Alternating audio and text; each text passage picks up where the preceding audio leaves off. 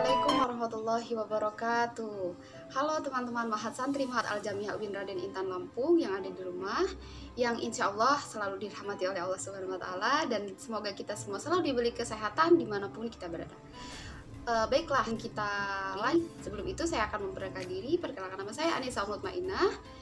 Pada kesempatan kali ini kita akan membahas atau sama-sama belajar tentang praktik pengamalan ibadah, khususnya dalam hal sholat dalam perjalanan. Nah, pasti di sini kita semua, teman-teman semua, khususnya saya sendiri juga pasti sering kan bertanya-tanya, gimana sih caranya melakukan sholat ketika lagi dalam perjalanan, baik itu ketika perjalanan darat, laut, ataupun udara. Itu gimana sih caranya kita sholat? Nah, orang-orang yang sedang bepergian, ya kemanapun itu disebut musafir. Nah, bagi orang musafir, itu mereka diperbolehkan untuk meringkas sholat, meringkas atau memendekkan sholat. Dan ini juga ditegaskan di dalam Al-Quran, surat An-Nisa ayat 101, yang artinya, dan apabila kamu mengadakan perjalanan di muka bumi, tidaklah berdosa bagi kamu jika kamu memendekkan atau meringkas sholat. Terdapat dalam Quran surat An-Nisa ayat 101. Kemudian selain meringkas sholat, seorang musafir atau seorang yang dalam bepergian juga boleh menjamak sholatnya. Apa itu menjamak? Menjamak itu adalah menggabungkan dua sholat sekaligus dalam satu waktu. Lalu bagaimana caranya mengqosor ataupun menjamak sholat, dan perjalanan yang seperti apa yang diharuskan? Tentunya atau seorang musafir diperbolehkan untuk mengqosor dan menjamak sholat itu ada ketentuan-ketentuan dan syarat-syarat tertentu yang sudah ditetapkan. Dan apa itu syarat-syaratnya? Kita akan bahas satu persatu. Baik, kita di sini masuk ke pembahasan sholat yang pertama, yaitu sholat qosor. Sebelum kita mengetahui cara-caranya, baiknya kita mengerti dulu apa itu sebenarnya arti sholat qosor. Nah, jadi teman-teman semua pasti sebenarnya ini tuh udah nggak asing lagi ya di telinga kita, sholat qosor, sholat jamak, ataupun yang sebagainya. Nah, sholat qosor itu sebenarnya artinya sendiri itu adalah meringkas atau memperpendek jumlah rakaat dalam sholat. Sholat qosor ini diperbolehkan dilaksanakan bagi orang-orang yang bepergian jauh yang memenuhi musyafat. Apa itu musyafat? Musyafat itu adalah jarak tertentu yang diperbolehkan seseorang musafir ini untuk melakukan sholat qosor. Nah, seperti yang udah saya sedikit singgung di awal tadi, bahwa bepergian itu nggak cuma dengan jalan kaki saja, tetapi bepergian itu bisa bepergian darat, bepergian laut, atau bepergian udara. Kayak contoh misalkan bepergian darat itu kita naik mobil, ataupun misalkan bepergian menyeberang laut itu seperti kita naik kapal, ataupun yang di udara itu misalkan kita naik pesawat. Nah, itu udah terhitung musafir atau bepergian. Tetapi musafirnya juga di sini harus ada jaraknya. Jarak yang mengharuskan seorang itu melakukan sholat qosor atau meringkas jumlah rakaat sholatnya. Lalu sholat apa aja sebenarnya yang diperbolehkan untuk musafir itu melaksanakan qosor atau yang diperbolehkan untuk diqosor? Jadi hanyalah sholat-sholat yang berjumlah 4 rakaat saja, seperti sholat zuhur, asar, dan isya. Nah, jadi dengan adanya sholat qosor ini, seharusnya umat muslim itu sangat bersyukur atas keringanan-keringanan yang telah ditetapkan. Jadi nggak ada lagi alasan untuk meninggalkan sholat ketika dalam perjalanan, baik itu perjalanan darat, laut, ataupun udara. Nah, lanjut, kita masuk ke syarat-syarat sholat qosor. Jadi yang pertama, seorang musafir atau seorang yang sedang bepergian jauh ini harus memenuhi syarat yang memperbolehkan mereka untuk melakukan sholat qosor. Yang pertama itu jarak yang ditempuh tidak kurang dari 4 bar atau 16 farsyah. Itu kalau dihitung secara Indonesianya itu 81 km. Nah, hal ini juga diperjelas hadis menurut Ibnu Umar dan Ibnu Abbas, bahwasanya beliau melaksanakan sholat qosor dan berbuka puasa pada saat mereka berperjalanan yang berjarak antara 16 farsyah. Kemudian dari keterangan yang tadi 16 farsyah itu tadi kita bisa ambil kesimpulan atau suatu pemahaman. Jadi musafir yang diperbolehkan untuk melaksanakan sholat qashar ini bepergiannya itu adalah sekitar berjarak 81 km. Hadis riwayat Muslim. Nah, untuk syarat yang kedua, bepergian yang dimaksudkan itu adalah bukan bepergian untuk bermaksiat atau bepergian untuk melakukan hal-hal yang dilarang oleh agama. Contohnya gimana? Perbuatan atau bepergian yang diniatkan untuk bermaksiat, kayak seperti misalkan mau maling atau berniat untuk membunuh seseorang di luar sana, terus untuk membeli minuman keras atau merampok, itu tidak diperbolehkan karena ini tidak baik menurut syara dan tidak diperbolehkannya mengqashar sholat. Yang ketiga, sholat yang dikerjakan adalah sholat adaan. Maksudnya sholat dia tidak diselingi antara sholat sunnah atau sholat qadha atau sholat yang berjumlah 4 rakaat. Jadi dia benar-benar sholatnya itu dilaksanakan pada waktu sholat itu masuk, kayak misalkan sholat asar, dan ya pada waktu sholat itu juga harus dilaksanakannya qashar. Itu syarat yang ketiga. Dan syarat yang keempat, musafir tidak diperbolehkan untuk makmum kepada orang yang mukim atau orang yang menetap di suatu desa, baik itu sholatnya dia sebagian atau keseluruhan dari sholat qashar itu sendiri. Yang kelima, sholat dilaksanakan masih tetap dalam bepergian. Ketika seseorang akan melaksanakan sholat qashar atau meringkas sholat, memperpendek sholat, itu dia diwajibkan atau diharuskan masih dalam keadaan bepergian. Jadi nggak boleh ketika seorang udah berada di tempat tujuan atau sudah berada di rumah kembali dan dia melaksanakan sholat qashar, itu tidak adanya tuntutan untuk melaksanakan sholat qashar setelah pulang dan berada di rumah. Itu bukan lagi tergolong sebagai orang yang musafir. Musafirnya sudah gugur. Nah, yang terakhir, bagi musafir itu diperbolehkan mengqashar sekaligus menjamak sholatnya, menjamak atau menggabungkan dua sholat yang dikerjakan dalam satu waktu sekaligus. Yang kedua adalah sholat jamak. Apa sih pengertian dari sholat jamak ini? Nah, sholat jamak ini juga diperbolehkan dilakukan untuk orang-orang yang sedang bepergian atau seorang musafir.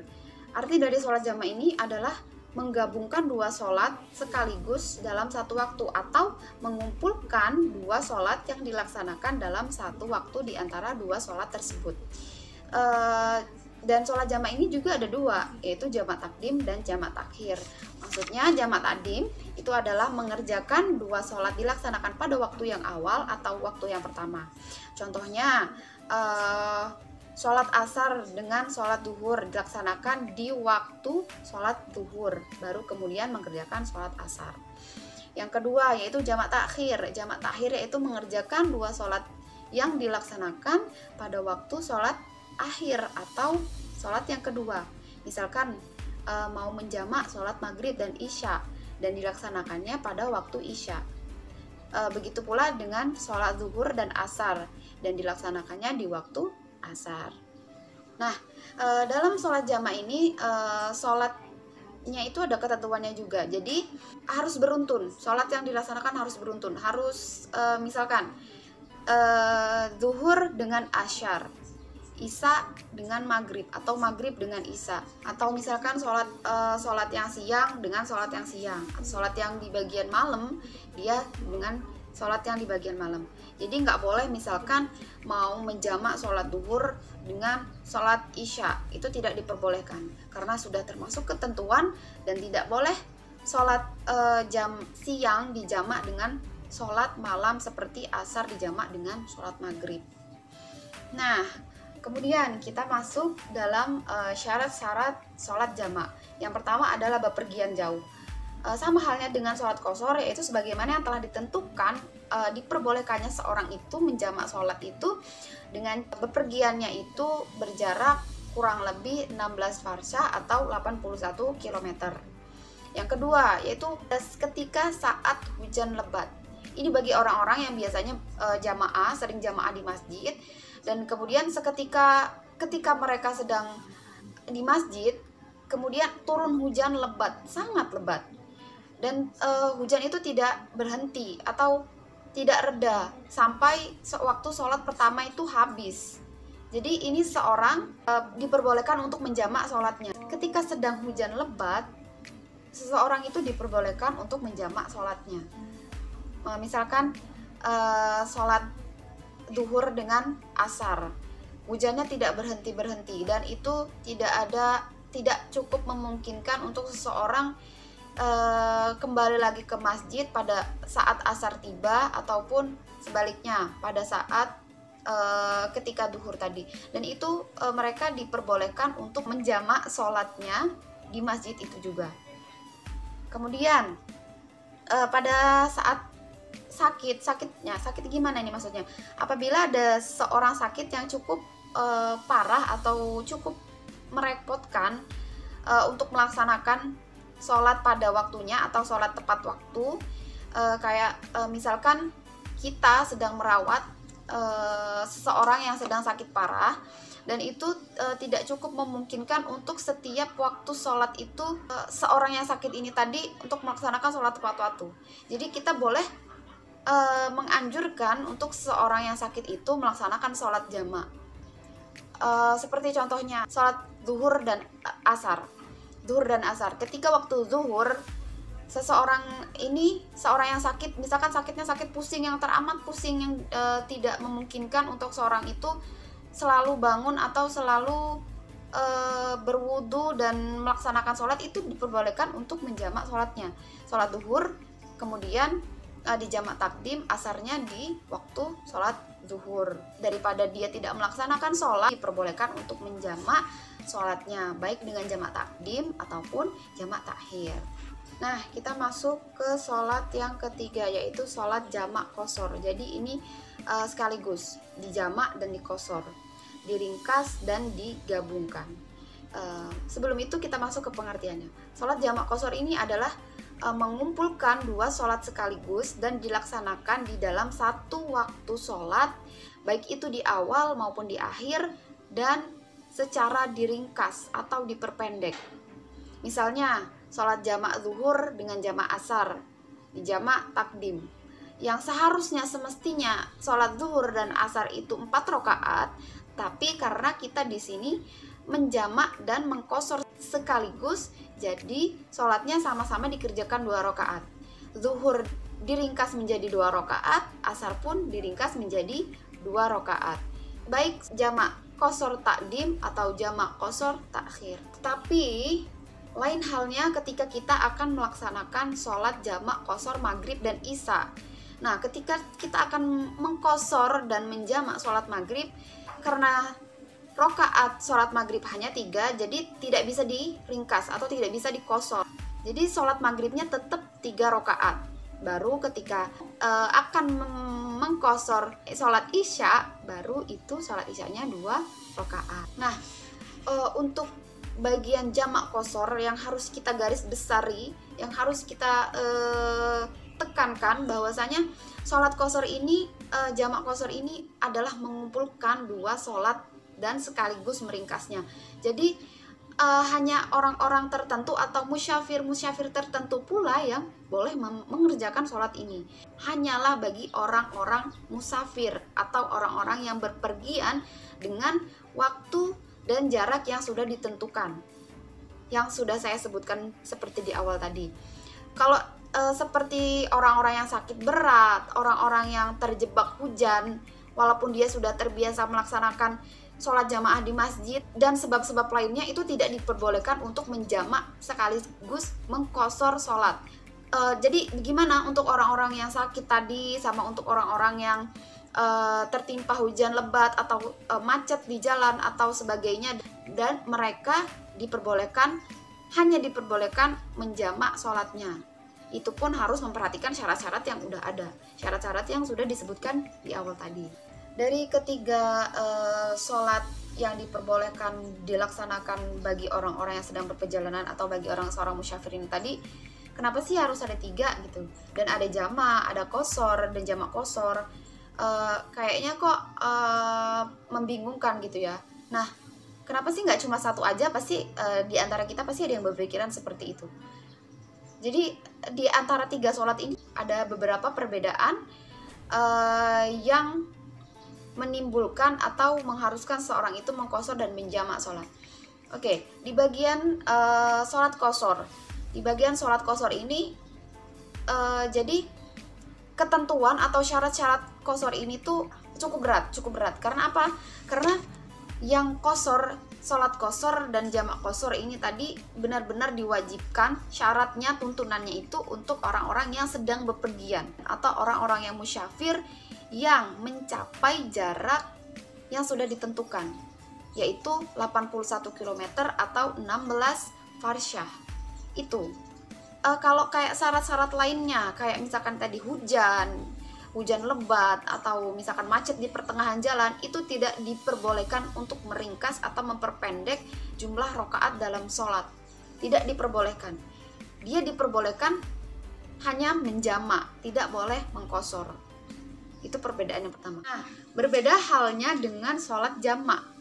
Sholat jamak ini dia rukhsah atau uzurnya itu tidak terlalu besar, bisa dikatakan ringan. Ringannya gimana? Jadi dia tergantung sebab akibat yang mengharuskan seseorang itu menjamak sholat. Jadi ini masih cukup mudah, banyak kemudahan-kemudahan yang diperbolehkan seorang itu untuk menjamak sholat. Seperti tadi hujannya sangat lebat dan itu antara ketika 2 sholat kayak zuhur dan asyar tadi hujannya masih sangat lebat dan tidak memungkinkan untuk kembali ke masjid, itu boleh menjamak sholatnya. Kemudian orang yang sakitnya parah dan tidak memungkinkan untuk setiap saat seorang yang sakit itu bangun atau berwudu atau melaksanakan sholat, dan itu pula boleh menjamak sholat. Dan satu lagi, untuk seorang pengantin, khususnya pengantin wanita, mempelai wanitanya, ini diperbolehkan juga untuk menjamak sholat. Kok bisa gitu? Kok seorang pengantin padahal dia tidak bepergian dan dia tidak kemana-mana, hanya dia menetap di situ aja gitu. Tapi ini sudah diperbolehkan untuk menjamak sholat karena apa? Yaitu karena suatu sebabnya tadi, kalau seorang pengantin seperti yang pada umumnya kita lihat, dia didandan, dia dipercantik dan dia dipajang di suatu resepsi 1 hari. Kita ambil contoh ketika sholat duhur dan asar. Seorang pengantin itu boleh melaksanakan sholat jamak, seumpama melaksanakan sholat duhur, dan ketika asar nanti belum memungkinkan untuk seorang pengantin itu untuk sholat kembali, untuk sholat asar kembali. Jadi seorang pengantin ini tadi diperbolehkan untuk menjamak sholat asarnya di waktu zuhur, menjamak atau menggabungkan 2 sholat, yaitu sholat zuhur dan sholat asar. Itu untuk seorang pengantin. Jadi antara jamak dan qashar ini sebab akibat atau uzur yang memperbolehkan seorang melaksanakannya itu berbeda. Kalau untuk jamak ini dia uzurnya tidak terlalu besar atau ringan, masih tergantung ringan. Sedangkan untuk sholat qashar itu sendiri, dia uzurnya sudah besar, sudah berat, karena hanya diperbolehkan untuk orang-orang yang bepergian jauh saja. Bepergiannya juga yang sudah memenuhi jarak atau jarak tempuh yang sudah ditentukan tadi, yaitu 81 km atau 16 farsyah. Yang selanjutnya yaitu adalah batasan-batasan seseorang dikatakan sebagai musyafir atau sebagai orang-orang yang bepergian. Jadi seorang musyafir ini juga ada batas-batasnya ya teman-teman semua. Jadi nggak setiap orang yang beperjalanan itu misalkan beberapa hari atau beberapa minggu atau bulan itu dikatakan sebagai orang musyafir saja, tidak. Tapi mempunyai batasan, yaitu seorang dianggap sebagai orang yang musyafir itu hanya minimal selama 3 hari, saja. Selain itu tidak terhitung ketika mereka baru berangkat ataupun baru datang ke tempat tujuan. Jadi 3 hari seorang itu bisa dikatakan sebagai orang yang musyafir. Jadi selebihnya Selebihnya gimana? Selebihnya ketika dia sudah sampai di tempat tujuan atau dia sudah menetap di tempat dia akan pergi, itu dia sudah gugur sebagai seorang musyafir, atau dia tidak lagi dikatakan sebagai seorang musyafir. Lalu bagaimana dengan sholatnya? Ya, sholatnya harus dilaksanakan seperti sedia kala, seperti orang yang menetap atau seperti orang yang mukim yang melaksanakan sholat. Teman-teman Mahasantri Ma'had Al-Jamiah UIN Raden Intan Lampung yang ada di rumah, kemudian sekarang kita masuk kepada niat sholat jamak, niat sholat qashar, dan niat sholat jamak qashar. Nah, sebetulnya untuk niat sendiri, teman-teman semua yang harus kita ketahui, itu tidak harus niat yang secara bahasa Arab atau di buku teman-teman, di buku PPI teman-teman itu kan panjang sekali, dan itu cukup membingungkan bagi kita, apalagi harus dihafal. Kayak misalkan kita mau pergi besok pagi, terus kita harus ngafal dulu. Jadi kita nggak diharuskan untuk menggunakan lafadz atau niat bacaan seperti ini. Kita cukup saja menggunakan bahasa Indonesia, tidak memberatkan diri kita. Jadi kita cukup niat, ya Allah, saya niat sholat duhur dan diqashar di waktu asar gitu. Jadi menggunakan bahasa Indonesia saja itu tidak apa-apa gitu. Jadi itu rukhsah ataupun keringanan, kita akan berniat untuk meringkas atau menjamak sholat. Oke, teman-teman Mahasantri Ma'had Al-Jamiah UIN Raden Intan Lampung, segitu dulu ya pembahasan kita pada kali ini, pada video ini, yaitu tentang sholat dalam perjalanan. Lebih dan kurangnya mungkin teman-teman udah ada yang paham atau bahkan ada yang masih bingung, itu nanti kalian bisa tanyakan lagi atau bisa bahas lagi sama mu'alimah halaqah kalian masing-masing ya. Dan itu cukup sekian dari saya, kurang dan lebihnya saya mohon maaf, dan saya akhiri. Wassalamualaikum warahmatullahi wabarakatuh. Sampai jumpa.